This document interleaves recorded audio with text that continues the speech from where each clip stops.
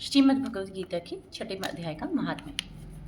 श्री भगवान कहते हैं, सुमुखी, अब मैं छठे अध्याय का महात्म्य बतलाता हूँ, जिसे सुनने वाले मनुष्यों के लिए मुक्ति करतलगत हो जाती है। गोदावरी नदी के तट पर प्रतिष्ठानपुर पैठण नामक एक विशाल नगर है, जहाँ मैं पिपललेश के नाम से विख्यात होकर रहता हूँ। उस नगर में जानश्रुति नामक एक राजा रहते थे, जो भूमंडल की प्रजा को अत्यंत प्रिय थे। उनका प्रताप मार्तंड मंडल के प्रचंड तेज के समान जान पड़ता था। प्रतिदिन होने वाले उनके यज्ञ के धुएं से नंदनवन के कल्पवृक्ष इस प्रकार काले पड़ गए थे, मानव राजा की असाधारण दानशीलता देखकर वे लज्जित हो गए हों। उनके यज्ञ में प्राप्त पुरोटाश के रसास्वादन में सदा आसक्त होने के कारण देवता लोग कभी प्रतिष्ठानपुर को छोड़कर बाहर नहीं जाते थे। उनके दान के समय छोड़े हुए जल की धारा प्रताप रूपी तेज और यक्ष के धूमों से पुष्ट होकर मेघ ठीक समय पर वर्षा करते थे। उस राजा के शासनकाल में इतियों यानी खेती में होने वाले 6 प्रकार के उपद्रवों के लिए कहीं थोड़ा भी स्थान नहीं मिलता था और अच्छी नीतियों का सर्वत्र प्रसार होता था। वे बावली, कुएं और पोखरे खुदवाने के बहाने मानव प्रतिदिन पृथ्वी के भीतर की निधियों का अवलोकन करते थे। एक समय राजा के दान तप यक्ष और प्रजापालन से संतुष्ट होकर स्वर्ग के देवता उन्हें वर देने के लिए आए। वे कमला नाल के समान उज्जवल हंसों का रूप धारण कर अपने पाखे हिलाते हुए आकाश मार्ग से चलने लगे। बड़े उतावली के साथ उड़ते हुए वे सभी हंस परस्पर बातचीत भी करते जाते थे। उनमें से भद्राश आदि 2-3 हंस वेग से उड़कर आगे निकल गए। तब पीछे वाले हंसों ने आगे जाने वालों को संबोधित करते हुए कहा, अरे भाई भद्राश, तुम लोग वेग से चलकर आगे क्यों हो गए हो? यह मार्ग बड़ा दुर्गम है, इससे हम सबको साथ मिलकर चलना चाहिए। क्या तुम्हें दिखाई नहीं देता? यह सामने ही पुण्य मूर्ति महाराज जानश्रुति का तेज पुंज अत्यंत स्पष्ट रूप से प्रकाशमान हो रहा है, यानी उस तेज से भस्म होने की आशंका है, अतः सावधान होकर चलना चाहिए। पीछे वाले हंसों के ये वचन सुनकर आगे वाले हंस हंस पड़े और उच्च स्वर से उनकी बातों की अवहेलना करते हुए बोले, अरे भाई, क्या इस राजा जानश्रुति का तेज ब्रह्मवादी महात्मा वेग से तेज से भी अधिक तीव्र है? हंसों की ये बात सुनकर राजा जानश्रुति अपने ऊंचे महल की छत से उतर गए और सुखपूर्वक आसन पर विराजमान हो गए और अपने साथी को बुलाकर बोले, जाओ, महात्मा वेग को यहाँ ले आओ। राजा का ये अमृत के समान वचन सुनकर मह नामक सारथी प्रसन्नता प्रकट करता हुआ नगर से बाहर निकला। सबसे पहले उसने मुक्तिदायिनी काशीपुरी की यात्रा की, जहाँ जगत के स्वामी भगवान विश्वनाथ मनुष्यों को उपदेश दिया करते हैं। उसके बाद वह गया क्षेत्र में पहुंचा, जहां प्रफुल्ल नेत्रों वाले भगवान गदाधर संपूर्ण लोगों का उद्धार करने के लिए निवास करते हैं। तदनंतर नाना तीर्थों में भ्रमण करता हुआ सारथी पापनाशिनी मथुरापुरी में गया। यह भगवान श्री कृष्ण का आदि स्थान है, जो परम महान एवं मोक्ष प्रदान करने वाला है। वेद और शास्त्रों में वह तीर्थ त्रिभुवनपति भगवान गोविंद के अवतार स्थान के नाम से प्रसिद्ध है। नाना देवता और ब्रह्मर्षि उसका सेवन करते हैं। मथुरा नगर कालिंदी के किनारे शोभा पाता है। उसकी आकृति अर्धचंद्र के समान प्रतीत होती है। वह सब तीर्थों के निवास से परिपूर्ण है। परम आनंद प्राप्त करने के कारण सुंदर प्रतीत होता है। गोवर्धन पर्वत के होने से मथुरा मंडल की शोभा और भी बढ़ गई है। वह पवित्र वृक्षों और लताओं से आवृत है। उसमें 12 वन है। वह परम पुण्य में तथा सबको विश्राम देने वाले श्रुतियों के सारभूत भगवान श्री कृष्ण की आधार भूमि है। तत्पश्चात मथुरा से पश्चिम और उत्तर दिशा की ओर बहुत दूर तक जाने पर सारथी को काश्मीर नामक नगर दिखाई दिया, जहाँ शंख के समान उज्ज्वल गगनचुंबी महलों की पंक्तियां भगवान शंकर के अट्टहास की भांति शोभा पाती हैं, जहाँ ब्राह्मणों की शास्त्रीय आलाप सुनकर मूक मनुष्य भी सुंदर वाणी और पदों का उच्चारण करते हुए देवता के समान हो जाते हैं, जहाँ निरंतर होने वाले यज्ञ धूम से व्याप्त होने के कारण आकाशमंडल मेघों से धुलते रहने पर भी अपने कालीमन नहीं छूटता, जहाँ उपाध्याय के पास आकर छात्र जन्मकालीन अभ्यास से ही संपूर्ण कलाएं स्वतः पढ़ लेते हैं, तथा जहाँ माणिकेश्वर नाम से प्रसिद्ध भगवान चंद्रशेखर देहधारियों को वरदान देने के लिए नित्य निवास करते हैं। काश्मीर के राजा माणिकेश ने दिग्विजय में समस्त राजाओं को जीतकर भगवान शिव का पूजन किया था, तभी से उनका नाम माणिकेश्वर हो गया था। उन्हीं के मंदिर के दरवाजे पर महात्मा वैग एक छोटी सी गाड़ी पर बैठे अपने अंगों को खुजलाते हुए वृक्ष की छाया का सेवन कर रहे थे। इसी अवस्था में सारथी ने उन्हें देखा। राजा के बताए हुए भिन्न भिन्न चिन्हों से उसने शीघ्र ही रैग को पहचान लिया और उनके चरणों में प्रणाम करके कहा, ब्राह्मण, आप किस स्थान पर रहते हैं? आपका पूरा नाम क्या है? आप तो सदा स्वच्छंद विचरने वाले हैं, और फिर यहाँ किस लिए ठहरे हैं? इस समय आपका क्या करने का विचार है? सारथी के वचन सुनकर परम आनंद में निमग्न महात्मा रैग ने कुछ सोचकर उससे कहा, यद्यपि यहाँ पूर्ण काम है, हमें किसी वस्तु की आवश्यकता नहीं है, तथापि कोई भी हमारी मनोवृत्ति के अनुसार परिचर्या कर सकता है। रैग के हार्दिक अभिप्राय को आदरपूर्वक ग्रहण करके सारथी धीरे से राजा के पास चल दिया। वहां पहुंचकर राजा को प्रणाम करके उसने हाथ जोड़कर सारा समाचार निवेदन किया। उस समय स्वामी के दर्शन से उसके मन में बड़ी प्रसन्नता थी। सारथी के वचन सुनकर राजा के नेत्र आश्चर्य से चकित हो उठे। उनके हृदय में रैक का सत्कार करने की श्रद्धा जागृत हुई। उन्होंने 2 खच्चरों से जुटी हुई एक गाड़ी लेकर यात्रा की, साथ ही मोती के हार, अच्छे अच्छे वस्त्र और एक सहस्त्र गौएं भी ले ली। काश्मीर मंडल में महात्मा रैक जहाँ रहते थे, उस स्थान पर पहुंचकर राजा ने सारी रस्ते उनके आगे निवेदन कर दी और पृथ्वी पर पड़कर साष्टांग प्रणाम किया। महात्मा रैक अत्यंत भक्ति के साथ चरणों में पड़े हुए राजा जान श्रुति पर कुपित हो उठे और बोले, ऋषिउद्र तू दुष्ट राजा है, क्या तू मेरा वृतांत नहीं जानता? ये खच्चरियों से जुटी हुई अपनी ऊंची गाड़ी ले जा, ये वस्त्र, ये मोतियों के हार और ये दूध देने वाली गौएं भी स्वयं ही ले जा।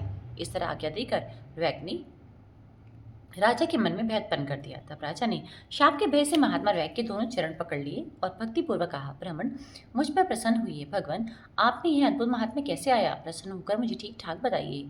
रैक ने कहा, राजन, मैं प्रतिदिन गीता के 6ठे अध्याय का जप करता हूँ। इसी से मेरी तेजो राशि देवताओं के लिए भी दुसह है। तदनंतर परम बुद्धिमान राजा जानश्रुति ने यत्नपूर्वक महात्मा रैक से गीता के 6ठे अध्याय का अभ्यास किया।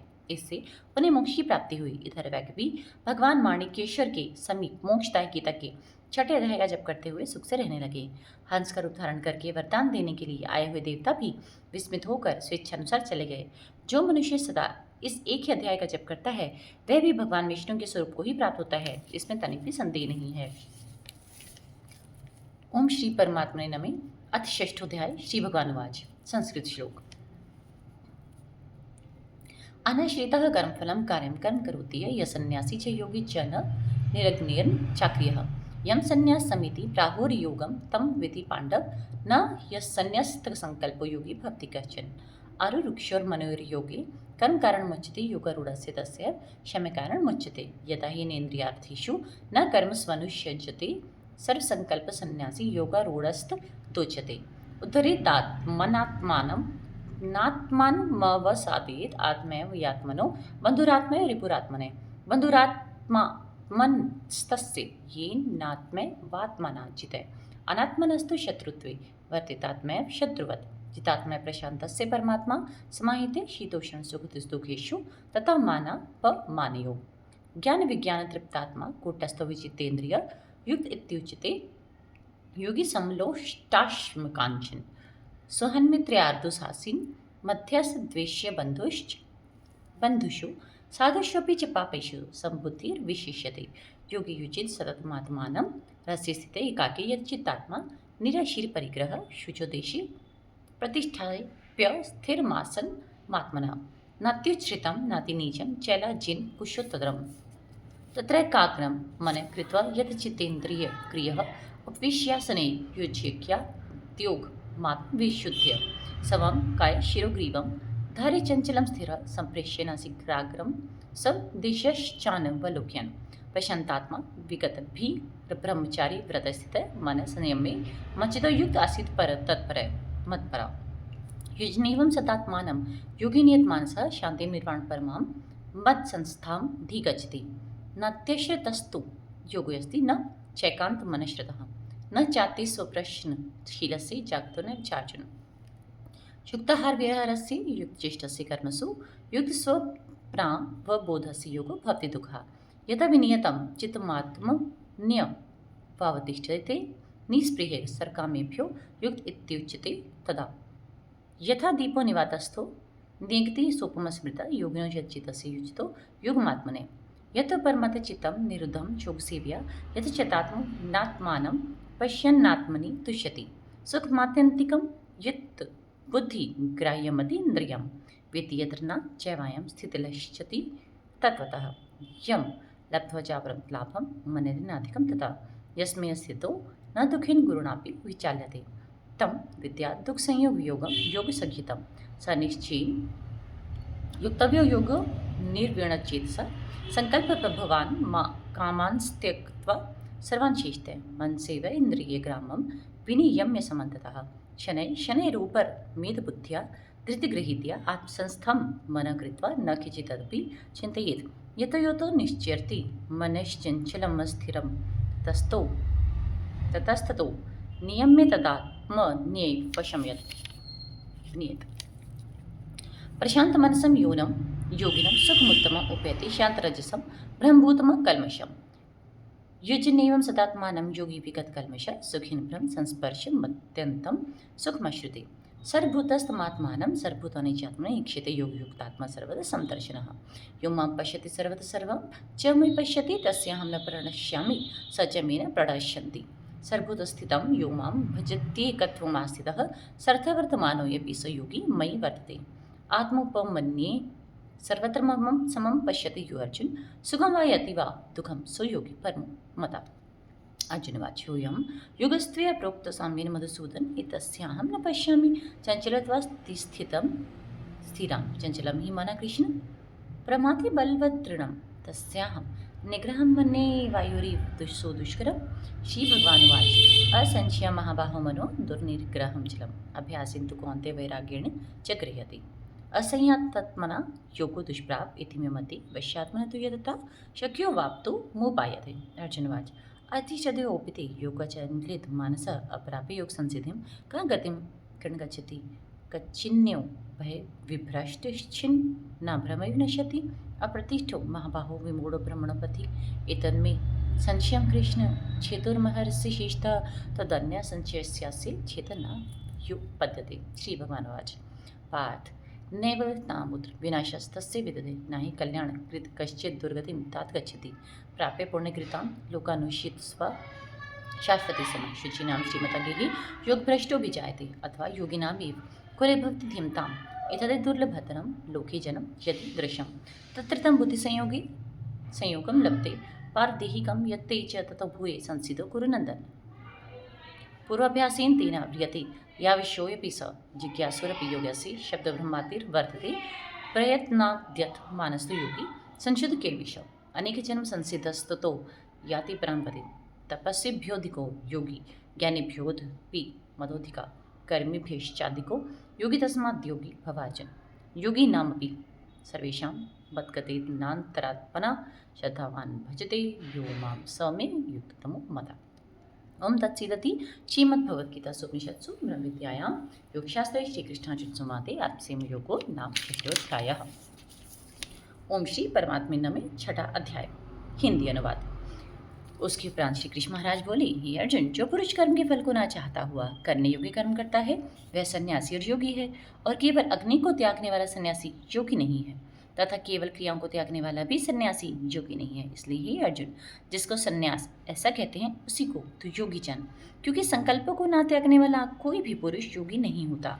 समत्व बुद्धि रूप योग में आरूढ़ होने की इच्छा वाले मननशील पुरुष के लिए योग की प्राप्ति में निष्काम भाव से कर्म करना ही हेतु कहा है, और योगारूढ़ हो जाने पर उस योगारूढ़ पुरुष के लिए सर्व संकल्पों का भाव ही कल्याण में हेतु कहा है।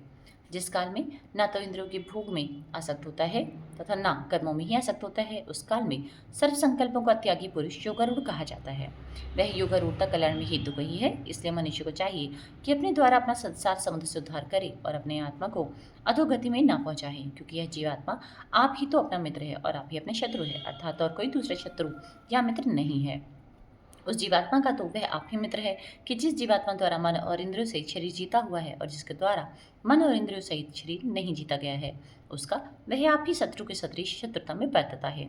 हे अर्जुन, सर्दी गर्मी और सुख दुख आदिकों में तथा मान और अपमान में जिसके अंतःकरण की वृत्तियाँ अच्छी प्रकार शांत है अर्थात विकार रहित हैं, ऐसे स्वाधीन आत्मा वाले पुरुष के ज्ञान में सच्चिदानंदघन परमात्मा सम्यक प्रकार से सिद्ध है, अर्थात उसके ज्ञान में परमात्मा के सिवा नहीं कुछ है ही नहीं। ज्ञान विज्ञान से तृप्त है, अंतःकरण जिसका तथा विकार रहित है स्थिति जिसकी, और अच्छी प्रकार जीती हुई है इंद्रियां जिसकी, तथा समान है मिट्टी पत्थर और स्वर्ण जिसकी, वह योगी युक्त अर्थात भगवत की प्राप्ति वाला है, ऐसे कहा जाता है।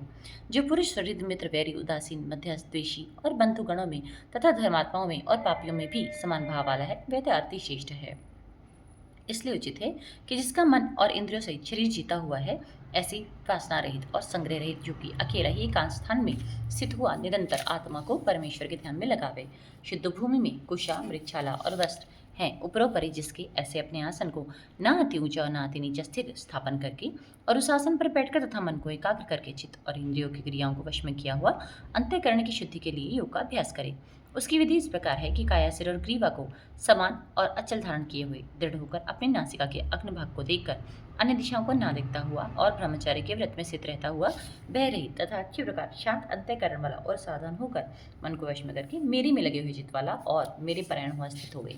इस प्रकार आत्मा को निरंतर परमेश्वर के स्वरूप में लगाता हुआ स्वाधीन मन वाला योगी मेरे में स्थित रूप परमानंद पराकाष्ठा वाली शांति को प्राप्त होता है। परंतु हे अर्जुन, यह योग ना तो बहुत खाने वाले का सिद्ध होता है और ना बिल्कुल ना खाने वाले का, तथा ना अतिशयन करने के स्वभाव वाले का और ना अत्यंत जागने वाले का ही सिद्ध होता है। यह दुखों का नाश करने वाला योग तो यथा योगी आहार और विहार करने वाले का तथा कर्मों में यथा योगी चेष्टा करने वाले का और यथा योगी शयन करने तथा जागने वाले का ही सिद्ध होता है। इस प्रकार योग के अभ्यास से अत्यंत वश में किया हुआ चित्त जिस काल में परमात्मा में ही भली प्रकार सिद्ध हो जाता है, उस काल में संपूर्ण कामनाओं से स्पृहा रहित हुआ पुरुष योग युक्त ऐसा कहा जाता है। जिस प्रकार वायु रहित स्थान में स्थित दीपक चलायमान नहीं होता है, वैसे ही उपमा परमात्मा के ध्यान में लगी हुई योगी के जीते हुए चित्त की कही गई है। हे अर्जुन, जिस अवस्था में योग के अभ्यास से निरुद्ध हुआ चित्त उपराम हो जाता है और जिस अवस्था में परमेश्वर के ध्यान से शुद्ध हुई सूक्ष्म बुद्धि द्वारा परमात्मा को साक्षात करता हुआ सच्चिदानंद घन परमात्मा में ही संतुष्ट होता है तथा इंद्रियों से अतीत केवल शुद्ध हुई सूक्ष्म बुद्धि द्वारा ग्रहण करने योग्य जो अनंत आनंद है उसको जिस अवस्था में अनुभव करता है और जिस अवस्था में सिद्ध हुआ, यह योगी भगवत स्वरूप से नहीं चलायमान होता है और परमेश्वर की प्राप्ति रूप जिस लाभ को प्राप्त होकर उससे अधिक दूसरा कुछ भी लाभ नहीं मानता है और भगवत प्राप्ति रूप जिस अवस्था में सिद्ध हुआ योगी बड़े भारी दुख से भी चलायमान नहीं होता है, जो दुख रूप संसार के संयोग से रहित है तथा जिसका नाम योग है, उसको जानना चाहिए। वह योग ना उगताए हुए चित्त से अर्थात तत्पर हुए चित्त से निश्चयपूर्वक कर्तव्य है। इसलिए मनुष्य को चाहिए कि संकल्प से उत्पन्न होने वाली संपूर्ण कामनाओं को निशेषता से अर्थात वासना और आसक्ति सहित त्याग कर और मन के द्वारा इंद्रियों के समुदाय को सब ओर से ही अच्छे प्रकार वश में करके क्रम से अभ्यास करता हुआ ऊपर परमात्मा को प्राप्त हुई तथा धैर्य रूप बुद्धि द्वारा मन को परमात्मा में सिद्ध करके परमात्मा के सिवा और कुछ भी चिंतन ना करे। परंतु जिसका मन वश में नहीं हुआ हो, उसको चाहिए कि वह स्थिर ना रहने वाला और चंचल मन जिस कारण से सांसारिक पदार्थ में विचरता है उससे रोककर बारंबार परमात्मा में ही निरुद्ध करे, क्योंकि जिसका मन अच्छे प्रकार शांत है और जो पाप से रहित है और जिसका रजोगुण शांत हो गया है, ऐसे इस सच्चिदानंद घन ब्रह्म के साथ एक ही भाव हुए योगी को अति उत्तम आनंद प्राप्त होता है। वह पाप रहित योगी इस प्रकार निरंतर आत्मा को परमात्मा में लगाता हुआ सुखपूर्वक परब्रह्म परमात्मा की प्राप्ति रूप अनंत आनंद को अनुभव करता है। हे अर्जुन, सर्वव्यापी अनंत चेतन में एक ही भाव से स्थिति रूप योग से युक्त हुए आत्मा वाला तथा सब में संभाव से देखने वाला योगी आत्मा को संपूर्ण भूतों में बर्फ में जल के सदृश व्यापक देखता है और संपूर्ण भूतों को आत्मा में देखता है। अर्थात जैसे स्वप्न से जगा हुआ पुरुष स्वप्न के संसार को अपने अंतर्गत संकल्प के आधार देखता है, वैसे ही वह पुरुष संपूर्ण भूतों को अपने सर्वव्यापी अनंत चेतन आत्मा के अंतर्गत संकल्प के आधार देखता है। जो पुरुष संपूर्ण भूतों में सबके आत्मरूप मुझ वासुदेव को ही व्यापक देखता है और संपूर्ण भूतों को मुझ वासुदेव के अंतर्गत देखता है, उसके लिए मैं अदृश्य नहीं होता हूँ और वह मेरे लिए अदृश्य नहीं होता है, क्योंकि वह मेरे में एक ही भाव से स्थित है। इस प्रकार जो पुरुष एक ही भाव में स्थित हुआ संपूर्ण भूतों में आत्मरूप से स्थित मुझ सच्चिदानंद घन वासुदेव को भजता है, वह योगी सब प्रकार से बरतता हुआ भी मेरे से ही बरतता है, क्योंकि उसके अनुभव में मेरे सिवा अन्य कुछ है ही नहीं। हे अर्जुन, जो योगी अपनी सादृश्यता से संपूर्ण भूतों में यम देखता है, संपूर्ण भूतों में सम देखता है और सुख अथवा दुख को भी सब में सम देखता है, वह योगी परम श्रेष्ठ माना गया है। इस प्रकार भगवान के वाक्य को सुनकर अर्जुन बोले, हे मधुसूदन, जो यह ध्यान योग आपने समत्व भाव से कहा है, इसकी मैं मन के चंचल होने से बहुत काल तक ठहरने वाली स्थिति को नहीं देखता हूँ, क्योंकि हे कृष्ण, यह मन बड़ा चंचल और प्रमथन स्वभाव वाला है तथा बड़ा दृढ़ और बलवान है, इसलिए इसका वश में करना मैं वायु की भांति अति दुष्कर मानता हूँ। इस प्रकार अर्जुन के पूछने पर श्री कृष्ण भगवान बोले, हे महाबाहो, निस्संदेह मन चंचल और कठिनता से वश में होने वाला है, परंतु ही कुंती पुत्र अर्जुन अभ्यास अर्थात स्थिति के लिए बारंबार यत्न करने से और वैराग्य से वश में होता है, इसलिए उसको अवश्य वश में करना चाहिए, क्योंकि मन को वश में ना करने वाले पुरुष द्वारा योग दुष्प्राप्य है, अर्थात प्राप्त होना कठिन है, और स्वाधीन मन वाले प्रयत्नशील पुरुष द्वारा साधन करने से प्राप्त होना सहज है, यह मेरा मत है। इस पर अर्जुन बोले, हे कृष्ण, योग से चलायमान हो गया है मन जिसका, ऐसा शीतल यत्न वाला श्रद्धायुक्त पुरुष योग की सिद्धि को अर्थात भगवत साक्षात्कारता को प्राप्त न होकर किस गति को प्राप्त होता है? हे महाबाहो, क्या वह भगवत प्राप्ति के मार्ग में मोहित हुआ आश्रय रहित पुरुष छिन छिन बादल की भांति दोनों ओर से अर्थात भगवत प्राप्ति और सांसारिक भोगों से भ्रष्ट हुआ नष्ट तो नहीं हो जाता है? हे कृष्ण, मेरे इस संशय को संपूर्णता से छेदन करने के लिए आप ही योग्य हैं, क्योंकि आपके सिवा दूसरा इस संशय का छेदन करने वाला मिलना संभव नहीं है। इस प्रकार अर्जुन के पूछने पर श्री कृष्ण भगवान बोले, हे पार्थ, उस पुरुष का ना तो इस लोक में और ना परलोक में ही नाश होता है, क्योंकि हे प्यारे, कोई भी शुभ कर्म करने वाला अर्थात भगवत अर्थ कर्म करने वाला दुर्गति को नहीं प्राप्त होता, किंतु वह योग भ्रष्ट पुरुष पुण्यवानों के लोगों को अर्थात स्वर्गाधिक उत्तम लोगों को प्राप्त होकर उनमें बहुत वर्षों तक वास करके शुद्ध आचरण वाले श्रीमान पुरुषों के घर में जन्म लेता है, अथवा वैराग्यवान पुरुष उन लोगों में ना जाकर ज्ञानवान योगियों के ही कुल में जन्म लेता है। परंतु इस प्रकार का जो यह जन्म है सो संसार में निसंदेह अति दुर्लभ है। वह पुरुष वहां उस पहले शरीर में साधन किए हुए बुद्धि के संयोग को अर्थात समर्थ बुद्धि योग्य संस्कारों को अनायास ही प्राप्त हो जाता है और ही गुरुनंदन उसके प्रभाव से फिर अच्छी प्रकार भगवत प्राप्ति के निमित्त यत्न करता है। वह विषयों के वश में हुआ भी इस पहले के अभ्यास से ही निसंदेह भगवत की ओर आकर्षित किया जाता है तथा समर्थ बुद्धि रूप योग का जिज्ञासु वेद में कहे हुए सकाम कर्मों के फल को उल्लंघन कर जाता है। जब कि इस प्रकार मंद प्रयत्न करने वाला योगी भी परम गति को प्राप्त हो जाता है, तब क्या कहना है कि अनेक जन्मों से अंतःकरण की शुद्धि रूप सिद्धि को प्राप्त हुआ और अति प्रयत्न से अभ्यास करने वाला योगी संपूर्ण पापों से अच्छी प्रकार शुद्ध होकर उस साधन के प्रभाव से परम गति को प्राप्त होता है अर्थात परमात्मा को प्राप्त होता है, क्योंकि योगी तपस्वियों से श्रेष्ठ है और शास्त्र के ज्ञान वालों से भी श्रेष्ठ माना गया है तथा काम कर्म करने वालों से भी योगी श्रेष्ठ है। इससे हे अर्जुन तू योगी हो, हे प्यारे, संपूर्ण योगियों में भी श्रेष्ठतम योगी मेरे में लगे हुए अंतरात्मा से मेरे को नेत्र भसता है, वह योगी मुझे परम श्रेष्ठ मान्य है। इति श्रीमद्भगवद्गीता रूपयोपनिषद एवं ब्रह्म विद्या तथा योग शास्त्र विषय श्री कृष्ण और अर्जुन के संवाद में आत्मसंयम योग नामक छठा अध्याय। राधे राधे। आरती। जय भगवत गीते मैया जय भगवत गीते, हरि ये कमल विहारिणी सुंदर सुपुनीते। ओम जय भगवत गीते, कर्म सुमर्म प्रकाशिनी कामासक्ति हरा, तत्व ज्ञान विकाशिनी विद्या ब्रह्म परा। ओम जय भगवत गीते, निश्चल भक्ति विधायिनी निर्मल मलहारी, शरण रहस्य प्रदायिनी सब विधि सुखकारी। ओम जय भगवत गीते, राग द्वेष वेदारिणी कारणे मोद सदा, अभयहारिणी तारिणी परमानंद प्रदा। ओम जय भगवत गीते, आसुर भाव विनाशी नाशिनी तम रजनी, दैवी सद्गुणदायिनी हरिरस का सजनी। ओम जय भगवत गीते, समता त्याग सिखावनी हरिमुख की बानी, सकल शास्त्र की स्वामिनी श्रुतियों की रानी। ओम जय भगवत गीते, दया सुधा बरसावनी मातु कृपा कीजे, हरिपद प्रेम दान कर अपनों कर लीजय। ओम जय भगवत गीते। हरि ओम तत्सत, हरि ओम तत्सत, हरि ओम तत्सत।